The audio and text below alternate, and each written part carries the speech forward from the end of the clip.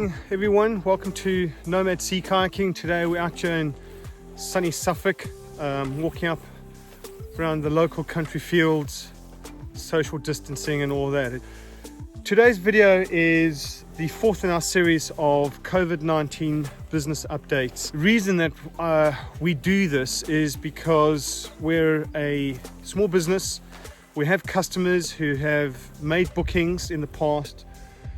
We have their money, or we've had their money, it's now spent. I'm afraid that's how businesses work. We have costs and we have to see to those costs. But we need to ensure that we're communicating with our customers and our members who have paid their hard-earned money, and we need to ensure that they know where we are, what we're doing in our business, that we're being responsible, and that their money is safe, and that their event that they've booked and that they want to do is safe, particularly now with this beautiful weather that we're having. I mean, look at it, it's absolutely gorgeous. So everybody's wanting to get out now, pretty keen to get out in the water and do stuff. Second reason, today is the 29th of May 2020, and the government are making announcements regarding lockdown and just lessening the lockdown.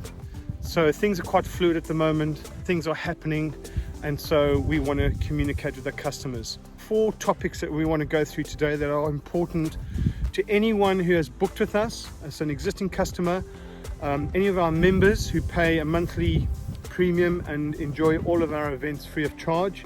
Very important message to any government officials or anybody from the BCU, any of the regulators, our regulators, how this is affecting us as a business. In the description down below, you'll see the 4 subjects on a timeline. If you're not interested in a particular subject, then you can just move to the time frame in the video that is going to best suit you. I want to put this all into context and just give you a little bit of background. For those of you that don't know us, we're NOMAD Sea Kayaking. We're a small limited company with 2 directors and a handful of guides who are all freelance for the most part. There's a couple of guides who are full-time. We have 2 companies, both of them are not for profit.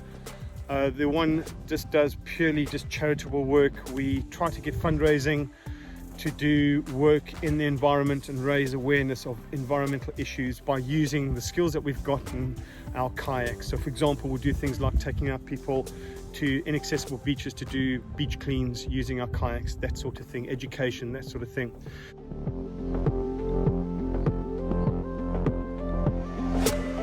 First point that I want to make, we want to talk about the government changes now and how that affects us as a business. Last night the Prime Minister at the briefing was talking about family groups of up to 6 getting together on private property. That really has no effect on us as a business. We still have the same limitations, which at the moment limits people to paddling in 2s. So I can go out with one other person and I can paddle, that's fine. I can, from the same household, it's not a problem. From a separate household, that's also not a problem, as long as we are social distancing. Groups of more than 2 people from the same household can go out. So if you're a family of say 6 people, you can all go out together as long as you're social distancing from others, okay? And you're all from the same household. So at the moment, the limitations remain for us as a business. We're unable to take out groups. What we've done is we've put back all of our events to the 4th of July and beyond. All of our dates online are for the 4th of July or beyond, and everyone that has a booking with us has been confirmed for a new date, okay? And that has all been sent out a couple of weeks ago, I believe. There's an emphasis now on staycations. That's big for us. So if you want to book, if you're thinking about doing a wild camping trip with us, or coming out on a course and doing some training, particularly if you've got a new kayak or you're about to buy a new kayak, or if you just want to come out on one of our day trips, get your booking in soon, because as soon as the restrictions are lifted again, people will be placing their bookings and those dates will fill up. And of course, one of the problems that we have, big problem, is that we've lost half of our season, so we're really running short on dates. The available dates are on our website.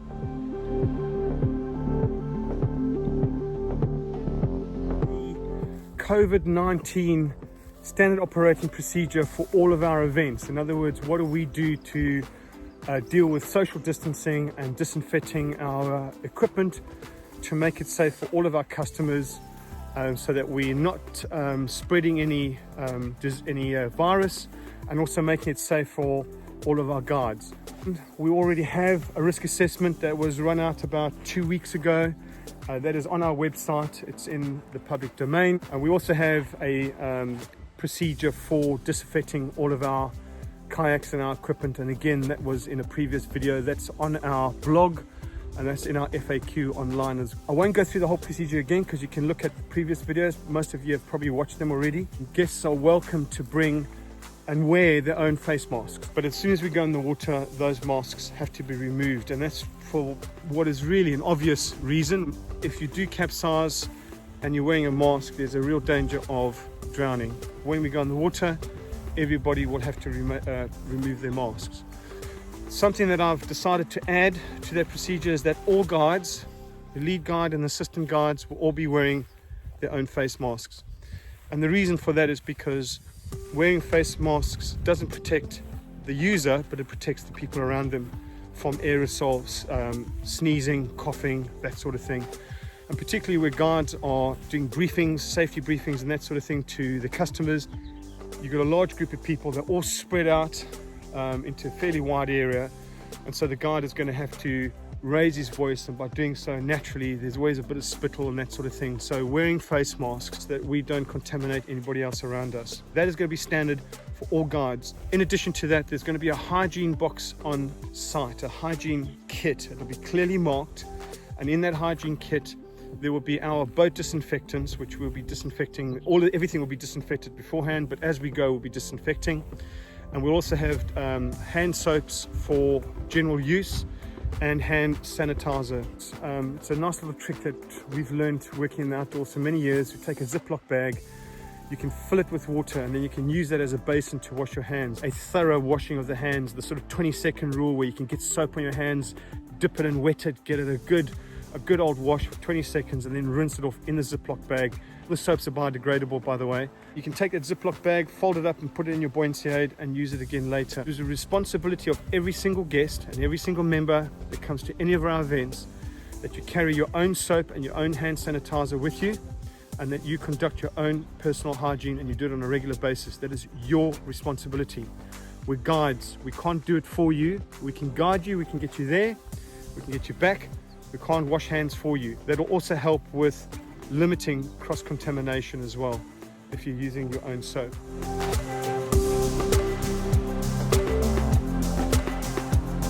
We're currently developing an assisted recovery for anybody that capsizes that maintains social distancing of 2 meters. And I don't see that an assisted recovery is, whilst maintaining a social distance of 2 meters, is a big problem for us. Our boats, our fleet, are 4.3 meters minimum or longer, so they are big, and all of the guides are in long sea kayaks of 16.5 to 18 feet in length.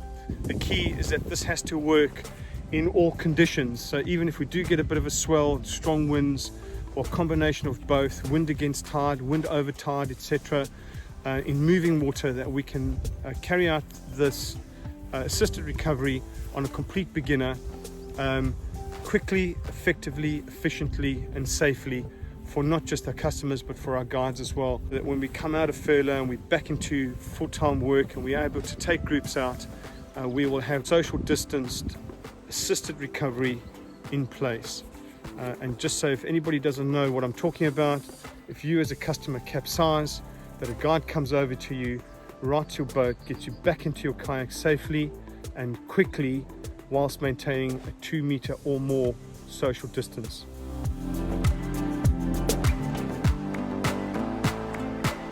Finally, I was watching the news this morning, and there was talk about small limited companies and how some of the companies have sort of fallen through the holes.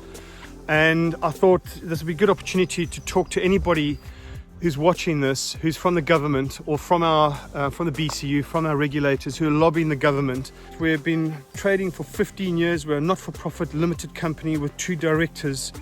We've never ever paid out a dividend in that time to anyone The directors take a very small salary when the money is available. When it isn't available, we just don't get paid. Don't be under any illusions, peeps, that if you look at a small business, you think it's easy and people are rich. As I said earlier, people are only rich because they've got a ton load of debt and they're spending someone else's money that they're paying interest on. So 15 years of trading, and we as a business, we run kayaking trips. We're not permitted to do that. We're not taking any bookings because nobody wants to book because there's no trips going out. That means that we've got no income. Whilst we furloughed, the government are supporting us with 80% of our wage. Our wage is very small, so that payment is very small. We want to come out of furlough as soon as possible. As soon as you allow us to take out groups of 12 to 15 people, we can do that. Anything less than 12 is not going to work. And the simple reason is this: we operate a standard of 4 customers to every 1 guide, or 1 guide to every 4 customers. So if we've got a group of 12 people, we need at least 3 guides with that group. So that makes 15 people. We need to fill those groups up with as many people as we can. We have 12 boats per fleet. We are running out of dates. We've lost half our season. We're at the end of May, and pretty much half our season's gone. Keep in mind that June is going to be written off. First event's going to be from the 4th of July onwards. So we've lost all of these dates. So the dates that we've got left, we've got to fill them up to accommodate all our existing customers, to get them through, take on new business, to get money in. And if we get money in, then we don't need to be furloughed. We don't need any support because we can support ourselves. But if you don't allow us to run those groups of 12 or more people, we cannot operate. If we cannot operate, we don't have any money coming in, we cannot support ourselves. We then need the government to continue furloughing us and supporting us. That's a fact. If we don't get either one, if we're not furloughed, we are not permitted to run those groups, the business will go bust. All our customers will lose their money. We'll lose our money. More to the point, we'll lose 15 years of hard work. This company has got a perfect financial record. It is a perfect 100% safety record. 15 years of experience as a full-time professional guide. That's a lot of experience to lose. And I can tell you personally, I will not be going and starting a new business. I will just go on the dole and I'll just become a lazy bastard and sit on my ass, because I've worked too hard to have the rug pulled from under me. And I feel very strongly about this because in 2008, a recession that we survived because we sold all of our assets, we battened down the hatches, and we took the punches, we rolled with it. And it was a very difficult time. It was very difficult from 2008, 5 years really, before we even thought about recovering. The government bailed out all the banks. The wealthy shareholders and the bankers got bailed out, and small business didn't. Now is the time for you to support us, and we expect to be supported. And the bottom line is, either let us come out of furlough and run groups of 12 plus our guides, 15 people. We could run them at 10 we could do still, with 3 guys that would be 13, so 12, 13 people or more. Then we can get back to business. But if you don't, you're going to have to continue supporting us. I understand, as a member of the public, I watch the briefings. People's lives are in danger here. We've lost almost close on now, I think 38,000 people, of our fellow citizens. Line all those people up and look at their faces, young and old, mothers, brothers, fathers, sisters, aunties, cousins, nieces, nephews, children. This is serious stuff. We've got to take it seriously, and we've got to do our bit. So we as a business will continue doing our bit. We're doing what is the right thing for us to do. We're putting procedures in place. We've done our risk assessments. We've got our social distancing in place. We've got our disinfecting in place. We're doing the right thing, and we just want support. The government has said anyone doing the right thing is not going to be penalized. We don't want to be penalized. Already we've had to take on debt to try and support us through this period, but we can't take on any more, and we're not willing to take on any more. Why should we take on debt that we have to pay back with interest to the banks for something that we have no control over? We are a stable good company. We've been operating for 15 years responsibly. We have a good reputation. I don't see why we should take on any more debt, and we're not going to. So we realize that we need to be careful with this. It's a very, very sensitive time at the moment. That R rate is just under 1, and anything could turn it. We could have another spike. If the government says to us, sorry, we can't let you go out with groups, then that's fine. We understand that. The science tells us that we can't open up, then we don't open up. But then we need support. We don't need a lot. If we can do that, then I think we can hold off until 2021. And if our customers work with us, we can get most of this business done in sort of late March, April, May, particularly if we've got good weather. And then we've still got June, July and August to take some bookings and get some of that revenue coming in. So that's our message to the government. Money it's not a physical thing, it's just numbers. Add an extra 0 in. Help people, okay? We're all a nation, we're all in this together, and show us the support that you showed the bankers in 2008. To all of you, thank you for your support. Thank you for watching. 4th of July, we're going to be pushing onwards. In the meantime, if you've got any questions, you can ring us. The number's there. We're not in the office as such, but the number will go through to our Hunt group, and it'll come through to one of 2 people who will be happy to answer any questions that you have. Email's not really being picked up due to the fact that we furloughed. So just giving us a telephone call and ringing us will be far more productive and far easier and quicker. Folks, stick to the rules. They're there for a reason. Protect yourselves, protect your neighbors and your community. Don't be an idiot.